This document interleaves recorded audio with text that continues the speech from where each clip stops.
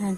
Yung pinaka, ang topic natin is Me and My Work, Part 1. Basahin natin yung Genesis 31 verse 1 to 6. Ako muna.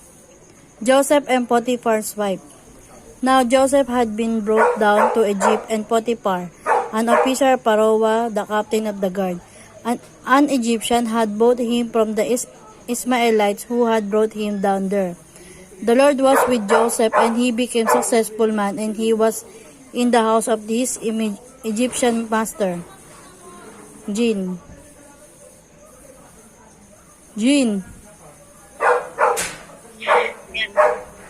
King's master knew that the Lord was with him, and that the Lord was all that he did to succeed in his hands.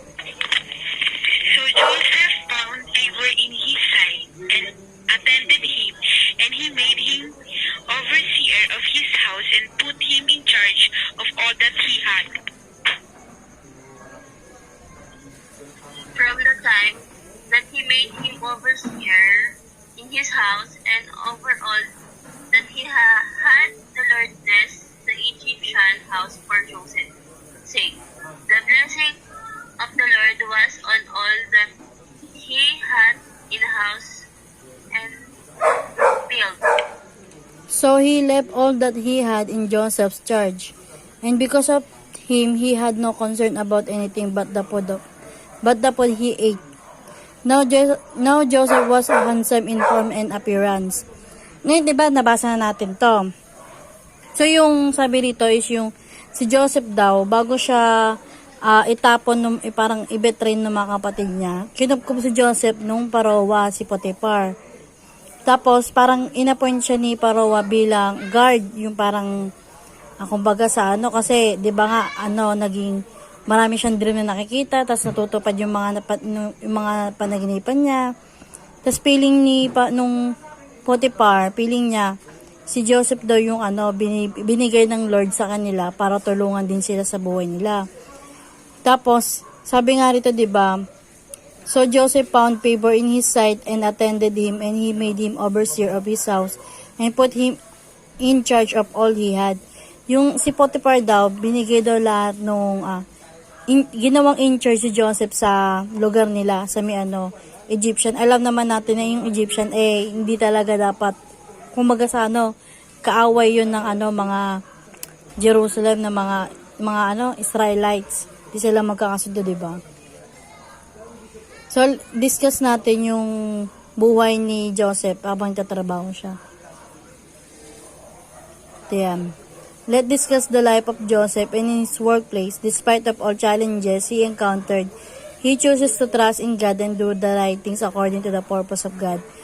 Nung binenta siya ng mga kapatid niya, hindi siya nag-isip ng kung ano-ano. Mas naniwala sa Lord na may purpose yung Diyos sa kanya kung bakit siya nilagay sa lugar ng Egyptian.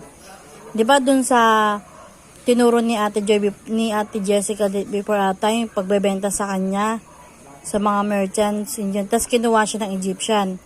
Sa Genesis 31 verse 1, the Midianite merchant sold Joseph to Potiphar, one of the Pharaoh official. Si Joseph, nung binenta siya ng mga official, nung Midianite merchant, binenta si Joseph ng mga merchant kay Potiphar. Yung buhay ni Joseph is, Joseph is living far from home against his will. Nabuhay si Joseph nang hindi naayon sa kanyang kagustuhan. Kumbaga, kung ano yung naranasan niya, hindi niya gusto yon. Joseph didn't get to choose his job or his boss. Hindi pinili din ni Joseph kung sino yung gusto niya maging boss, o sino yung gusto niyang paglingkuran, o kung ano yung gusto niyang maging trabaho. Joseph's life seems completely out of his control. Yung buhay ni Joseph, parang kompleto na kahit hindi niya yun kontrolado. Kasi nga, di ba, kinokontrol ng Lord yung buhay niya. So, si Joseph kasi, habang nag-work yun kay Potiphar, siya yung sa mga, kumbaga sa atin, parang best employee siya. Yun yung tingin ni Potiphar kay Joseph, best employee sa atin. Sa Genesis 39 verse 2 and 6, the Lord was with Joseph so that he prospered and he lived in the house of Egyptian master.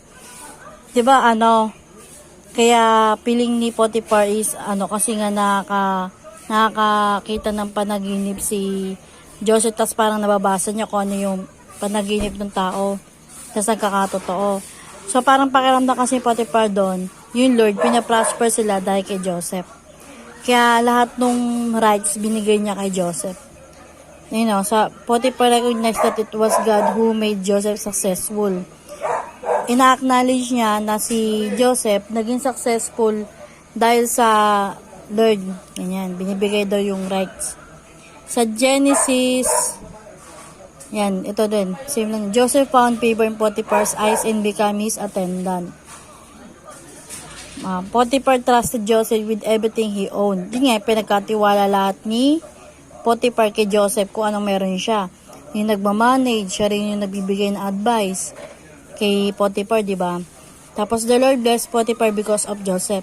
Dahil dun sa pagtulong ni Potiphar kay Joseph, pati si Potiphar biniyayaan din ng Lord kasi nga, di ba? Sabi nung sa Bible din, nakalimutan ko anong version, sabi niya, kung sino daw yung mga tumutulong sa mga alaga niya, tutulungan din niya. Yung sa verse 5. Genesis 39 verse 6. With Joseph in charge, Potiphar didn't worry about anything.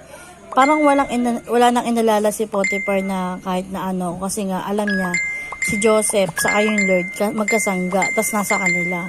Parang sobrang tiwala siya kay Joseph. So yung conclusion natin, sino pwede magbasa? Sino pwede magbasa sa conclusion? Sige, ako na lang. Joseph was faithful not only to his master in workplace, but most especially to God. He acknowledged God and the God sustained him, just like Joseph acknowledged God in our workplace, where He will give you success in whatever you do. God should be the primary reason why we are motivated in our workplace. We eagerly do everything with excellence. Okay. So tingin nyo ba, kayo ba naging excellent sa trabaho nyo or sa school?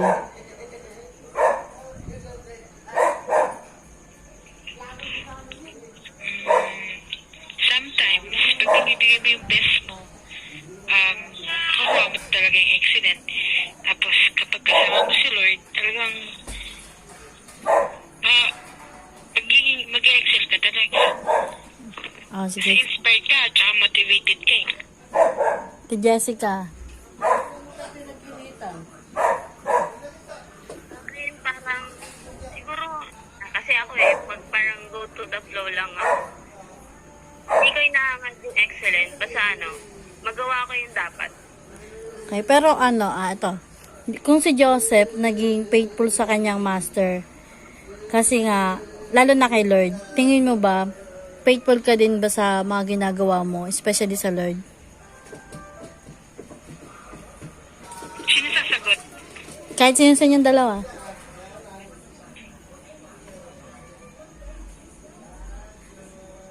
Ate Joy, ko na lang. Ako na lang. Sige, there are times na na nagiging faithful kay Lord, but sometimes hindi. So, pag faithful ka sa Lord, i-excel ka niya, pero pag hindi ka, kasi kapag kasama mo siyang gumagawa ka, pag kasama mo si Lord na gumagawa ka para sa Kanya, patuloy ka niyang pagtatagumpay. But kapag nakakalimutan mo na si Lord, kasi napakaabala mo na sa maraming bagay, nakakalimutan mo na siya, na iaalis mo na siya sa oras, yun, dun ka na mag-fail ka na sa life mo kasi nga, hindi mo na siya kasama.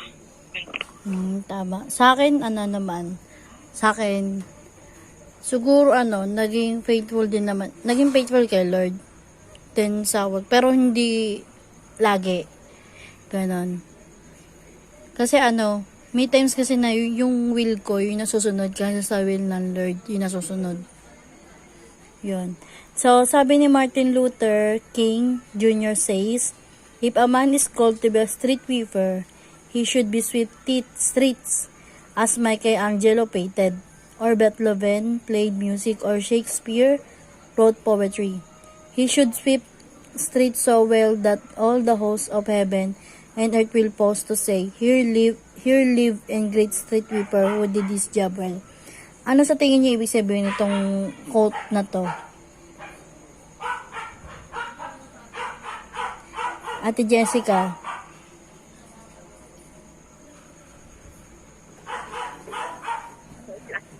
Wait lang.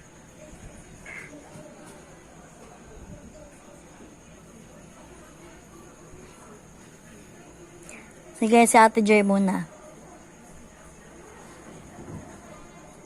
Mic test. Ano ulit tanong?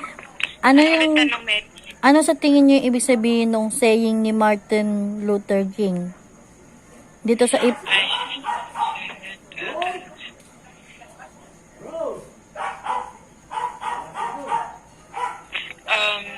Street sweeper, di ba? Ito yung mga, yung mga, parang mga, naglilinis sa mga kalsada, di ba? Ayan. So, ang nakita ko dito, sabi dito, di ba? If a man is called to be a street sweeper, he should sweep streets.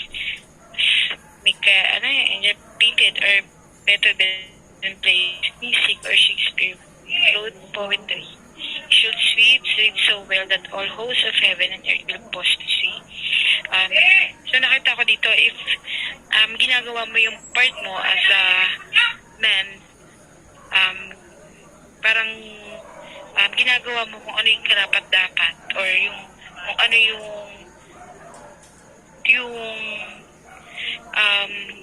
mga kalinisan, gumagawa ka ng kabanalan para sa Panginoon,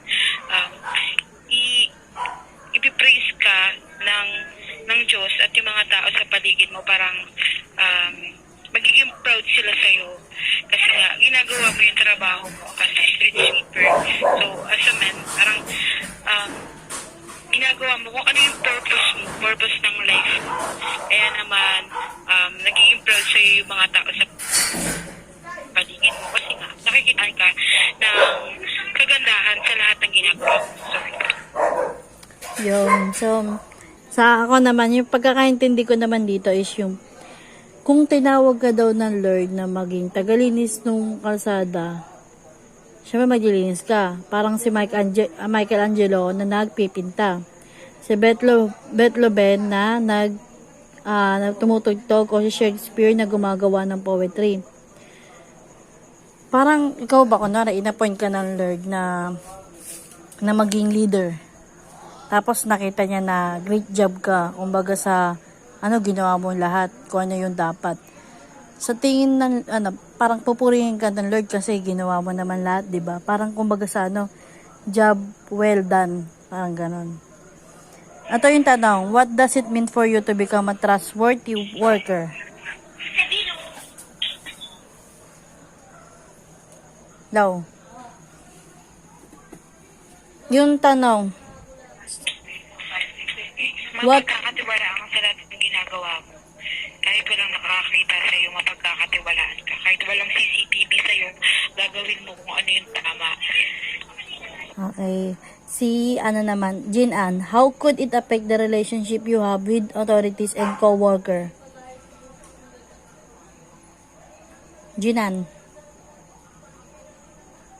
Saglit. Ano yun? how could it affect the relationship? Ano yun? Sagutin mo How yun. could it affect the relationship you have? How could it affect the relationship you have with authorities and co-workers? Yeah.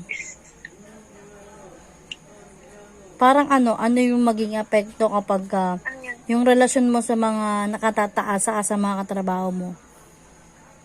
Maganda ba yung pakikitungo sa'yo? Ganun. Ano yung maging epekto sa'yo ng mga pakikitungo nila?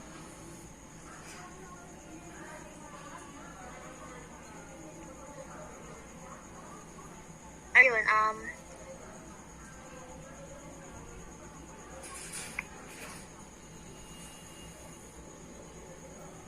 based dun ba sa sinabi, based dun sa kanina?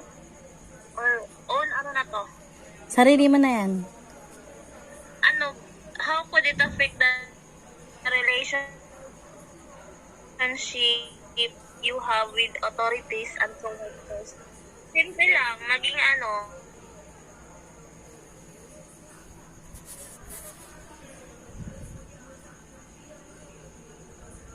Tagal, Jean, ha? Diyan sa Ate Jessica. nakisama. Be humble. Yan. Yan, be humble. Andiyan sa Ate Jessica. Wala pa. Sige. So, ako na dito last. Are you a trustworthy worker? Why do you think it's important to be the trustworthy worker in a company? Tingin ko naman, worthy worker ako. Parang mapagkakatiwalaan naman ako. Humble. Why do you think it's important to be... kaya importante magkaroon ng mga mapagkakatiwalaan ng trabaho. Kasi syempre, sila na nga lang yung makakatulong mo at makakapagtiwalaan mo, 'di ba? Kumbaga sa family, yung company natin is like a family naman. Kumbaga, kung wala kang tiwala sa owner or sa employee mo, hindi magiging maganda kalalabasan. Nawala si Jessica. Sige, ako na nasagot. Yun. Basta kung basta importante yung magkaroon ka ng mga trustworthy na worker. Kasi sila din yung mata mo sa lahat ng pwedeng mangyari sa company mo. Halimbawa, alam naman ng isang worker mo na may kakalaban sa'yo. At kasi sila yung magsasabi sa'yo kung ano yung dapat mong gawin, ganun, na mag-report sa'yo. Yun, ito na. Potiphar and the warden clearly saw God in Joseph's life. How obvious is your relationship with God to your authorities and co-workers? What can you do to become more like Joseph? Ito, sino pwede sumagot?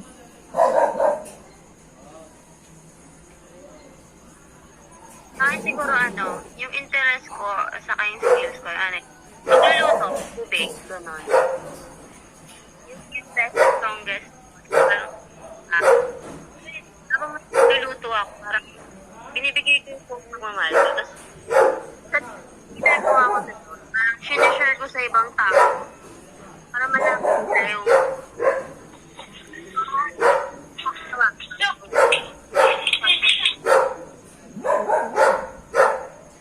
Jean Ann.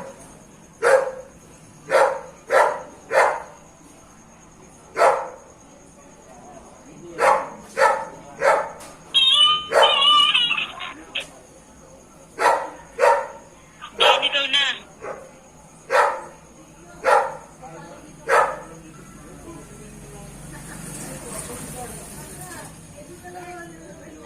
Layata si Jean. Sige. Ikaw to Joy. Last. Ito siya. Ako ba? Sige, Jean. Last. What do you feel are your top 3 best, strongest character trait, gift, interest, or skill? Character trait,